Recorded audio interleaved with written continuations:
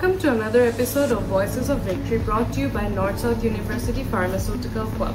This episode we have a very special guest here with us today, Mirza Alimullah Bhaiya. Bhaiya was the previous winner of the poster presentation segment of PharmaFest 2024.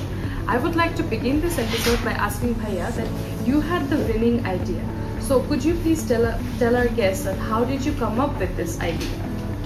Okay basically first of all আমি preclinical study নিয়ে কাজ করেছি অনেকগুলো, এবং এগুলো অনেকগুলো different model ছিল। কোনোটা ডায়াবেটিক মডেল, কোনোটা ওবেসিটি মডেল, কোনোটা ইনফ্লেমেটরি ডিজিজ নিয়ে মডেল, এবং আমার ব্যক্তিগতভাবে পছন্দের একটা মডেল ছিল, সেটা হচ্ছে কার্ডিওভাস্কুলার মডেল, এবং specially it focuses on the myocardial infraction in the rat model.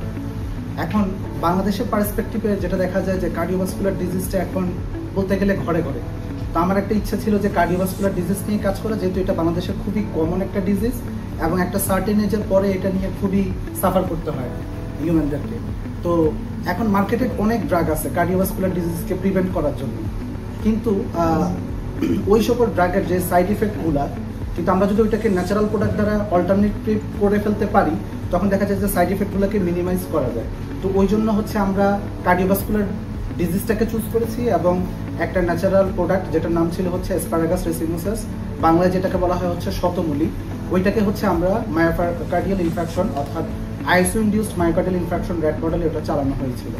এবং ব্যক্তিগতভাবেও হচ্ছে মায়োকার্ডিয়াল ইনফ্রাকশন র্যাট মডেলটা আমার খুব পছন্দের একটা র্যাট মডেল ছিল, কারণ ওইখানে হচ্ছে আমরা আমাদের নর্থ-সাউথ ইউনিভার্সিটিতে নতুন একটা ইকোকার্ডিওগ্রাফি মেশিন আনছিলাম। তো আমরা চেষ্টা করছিলাম যে ওইটা ইকোকার্ডিওগ্রাফিক প্যারামিটারগুলোর উপরে ফোকাস করতে। প্লাস এই ড্রাগ নিয়ে অনেক কাজ হয়েছে, কিন্তু এই ড্রাগ নিয়ে একদম মলিকুলার মেকানিজমটাকে যে এস্টাবলিশড করার যে ওয়েটা, এটা কখনো করা হয়নি। তো আমরা স্পেশালি ওই জায়গাটার উপর ফোকাস করছিলাম যে এটার মলিকুলার মেকানিজমটা কি, এবং কোন জিনগুলোর উপরে এটা কাজ করে, আপ রেগুলেশন না ডাউন রেগুলেশন করে এটা স্পেশালি মায়োকার্ডিয়াল ইনফ্রাকশনটাকে প্রিভেন্ট করে, এই জন্যই আর কি এটার উপরে কাজ করে। তো এইভাবে আমার টপিকটা চুজ করে, এবং ফাইনালি আমি ওটাই আর কি প্রিপারেশন নিয়েছিলাম যে আমি এটাই আর কি প্রেজেন্ট করবো। Thank you, Bhaiya. You seem to be very passionate about this topic, which brings me to my next question. Jeta hoche je, what was the toughest part of presenting this poster? Okay, toughest part bolte একটা কাজের ভিতরে অনেকগুলো কাজ হয়, একটা টপিকের ভিতরে অনেকগুলো কাজ হয়। যেমন আমি যে কাজটা করছি ওইখানে অনেকগুলো সেগমেন্ট ছিল।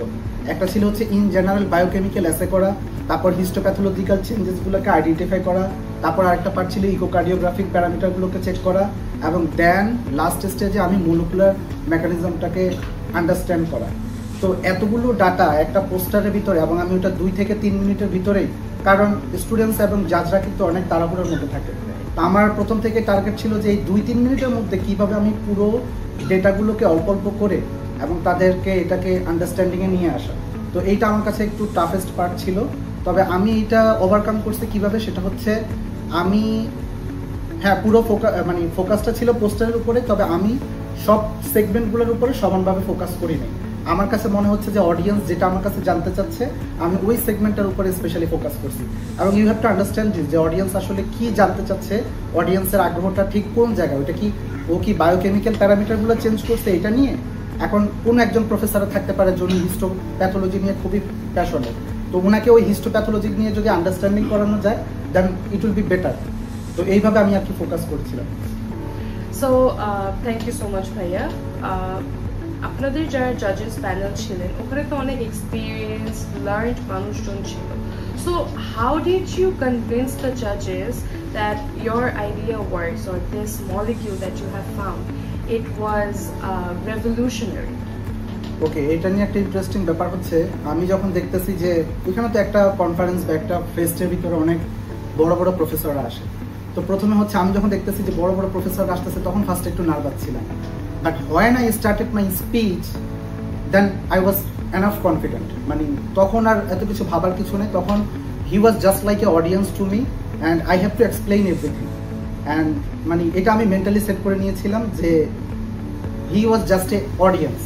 এবং হ্যাঁ, উনি অনেক বড় প্রফেসর অবশ্যই, কিন্তু আমি হচ্ছে অডিয়েন্সটাকে ওইভাবেই ফোকাস করছিলাম। আরেকটা জিনিস হচ্ছে, যখন আমি ওগুলো এক্সপ্লেন করতেছিলাম আমি পুরো পোস্টারটার সবগুলো সেগমেন্টের উপর ফোকাস করিনি। যখন আমি জাজের সাথে ফার্স্টে যখন আমি কমিউনিকেট করি, তখন আমি বোঝার চেষ্টা করি যে জাজ অ্যাকচুয়ালি আমার থেকে কি এক্সপেক্ট করতেছে। উনি তো একটা পোস্টারের সব কিছুর উপরে ওনার মানে শোনার অত সময় নেই, তো উনি 2 থেকে 3 মিনিটের মধ্যে এক্স্যাক্টলি কোন পার্টটা নিয়ে উনি সবচেয়ে বেশি ইন্টারেস্টেড আমি ওইটার উপরে ফোকাস করেছি। এখানে আরেকটা মজার ব্যাপার হচ্ছে কোশ্চেন অ্যান্সার পার্টটা, ওইটা হচ্ছে মানে আমি বেসিক্যালি আগেই ডিটারমাইন করে ফেলছি আমার মাইন্ডের ভিতরে যে জাজের সাথে যখন আমি কমিউনিকেট করতেছি তখন আমি ডিটারমাইন করে ফেলতেছি যে জাজ will have to ask me questions from this particular segment, এবং আমি এটা হচ্ছে মানে জাজের সাথে কমিউনিকেট করে মানে ঠিক করে ফেলেছি যে জাজ আমাকে যেন এই জায়গা থেকেই কোশ্চেনটা করে। এটা একটা মাইন্ড ট্রিক্স যে তুমি ওই জায়গাটা নিয়েই ফোকাস করবে এবং জাজ তোমাকে ওই জায়গাটা থেকেই কোশ্চেন করবে। এবং আরেকটা জিনিস হচ্ছে অনেক তো পোস্টার থাকে, এখন অন্য পোস্টারগুলো থেকে আমার পোস্টারটাকে কীভাবে ডিফারেন্ট করা যায়। আমি একটা কাজ করছি, সেটা হচ্ছে জাজরা তো অনেক পরে আসে, ফার্স্টে তো নর্মাল স্টুডেন্টরা এমনি অন্যান্য ফ্যাকাল্টিরা এসে একটু ঘুরে যায়। তো আমি তখন করেছি কি, আমি অন্যদের পোস্টারগুলো দেখছি এবং ওইগুলো অ্যানালাইসিস করেছি এবং আমার মনের ভিতরে কোশ্চেন অ্যারাইজ করেছি যে ওই পোস্টারগুলোর সাথে আমার পোস্টারের ডিফারেন্টটা কোথায়। আমি ওই ডিফারেন্টটাকে উপরে ফোকাস করে ওইটার উপরে অ্যানালাইসিস করে ওইটাকেই ফোকাস করে জাজকে ওইটাই ডেলিভারি দিয়েছি এবং ওভারঅল সব কিছু মিলিয়ে এভাবেই আমি স্পিচটা ডেলিভারি করেছি। সো ভাইয়া, ফার্মাফেস্ট 2025 ঠিক তার এই 10-12 দিন পর আমাদের ডিপার্টমেন্ট থেকে অনেক স্টুডেন্টসই আছে যারা হচ্ছে এই সেগমেন্টে ওরা পোস্টার দিতে ইচ্ছুক। So what advice would you give to them? Okay, advice বলতে গেলে প্রথমত হচ্ছে খুবই কনফিডেন্ট থাকতে হবে। নাম্বার 1 কনফিডেন্ট থাকতে হবে। হ্যাঁ, অনেক বড় বড় জাজরা আসবে, কিন্তু যখন তুমি স্পিচ শুরু করবা you just have to be confident and humble. অবশ্যই হাম্বল। হ্যাঁ, উনি একজন জাজ, কিন্তু তার মানে এই না যে তুমি তোমার পোস্টারের master, that's not the thing. এবং তোমাকে হাম্বল থেকে কনফিডেন্ট থেকে জাজকে পুরোটুকু বোঝাতে হবে। এবং সেকেন্ডলি হচ্ছে তুমি যে কাজটা নিজে করেছো বাই ইউর ওন সেলফ, এটা বোঝানোটা মানে খুবই দরকার।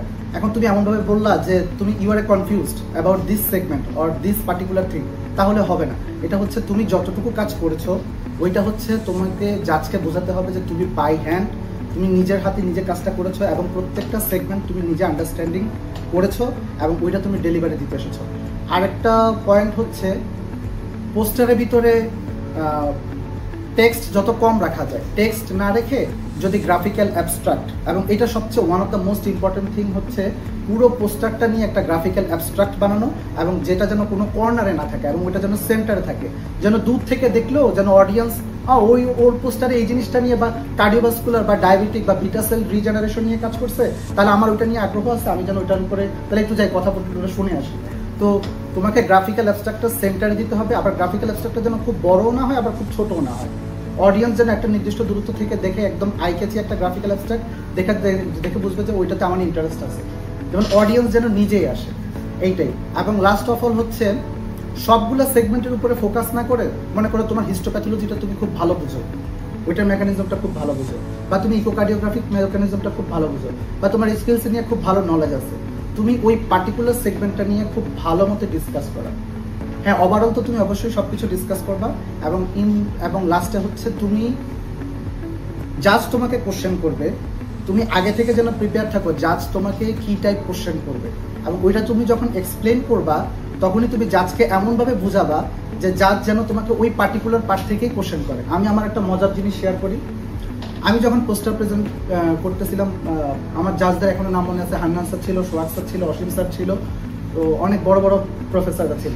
তো হান্নান স্যার যখন পোস্টার মানে আসছে তখন আমি মানে এমনভাবে পোস্টারটাকে প্রেজেন্ট করছি উনি যেন আমাকে স্ট্যাটিস্টিক্যাল ডেটাটা আমি কীভাবে অ্যানালাইসিস করছি ওইখান থেকেই যেন আমাকে কোশ্চেন করে, এবং লাকিলি উনি ওইটাই ক্লিক করছে এবং উনি আমাকে ওইখান থেকেই কোশ্চেন করছে যে তুমি স্ট্যাটিস্টিক্যাল অ্যানালাইসিস কীভাবে করছো, কেন ডানের টেস্ট করছো, কেন 2K টেস্ট করলা না, কেন 1 ওয়ে আনাবা করলা, কেন 2 ওয়ে আনাবা করলা না। তো মানে আমি আগে থেকেই বুঝছি যে স্যারকে আমাকে এই জায়গা থেকেই কোশ্চেন করাইতে হবে, দ্যাটস দ্য ট্রিক। এবং এটা তোমার বুঝতে হবে যে অডিয়েন্সের সাথে কথা বলে কীভাবে ওইটা ক্লিক করানো যায়। Thank you so much, Bhaiya. I am sure our students will take these lessons. Speaking of lessons, this poster presentation must not have been very easy. So what are the lessons that you have learned from this experience? Lesson বলতে look, আমার যারা জাজ ছিল তাদের সাথে কিন্তু অনেকের সাথে আমি আগে কমিউনিকেট করিনি, এবং এইটা একটা থিংস যে তুমি চিনো না জানো না একটা সুপারভাইজার বা একটা জাজের সাথে তুমি কীভাবে how to deal with that. এবং এইটা তোমার ফার্দার যখন তুমি পিএইচডি বা মাস্টার্স করতে যাবা, তোমার সুপারভাইজারের সাথে কমিউনিকেশন কীভাবে বিল্ড আপ করতে হবে এবং সুপারভাইজার যেটা জানতে চাচ্ছে বা যেটা বুঝতে চাচ্ছে সেটা তুমি ডেলিভারি দিতে পারতেছো কিনা তোমার থিসিসের মাধ্যমে বা প্রজেক্টের মাধ্যমে, দ্যাটস দ্য ট্রিক্স। এবং এইটা হচ্ছে এখানে একটা বিশাল একটা লার্নিং পয়েন্ট ছিল আমার।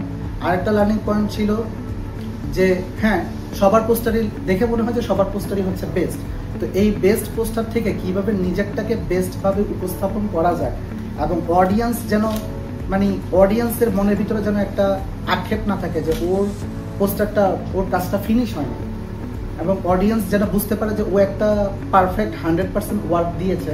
এবং সবচেয়ে বড় কথা হচ্ছে তুমি যে কাজটা নিজে করেছো ওইটা হচ্ছে অডিয়েন্সকে বোঝানো। এই জিনিসগুলো আমি এখানে শিখতে পেরেছি।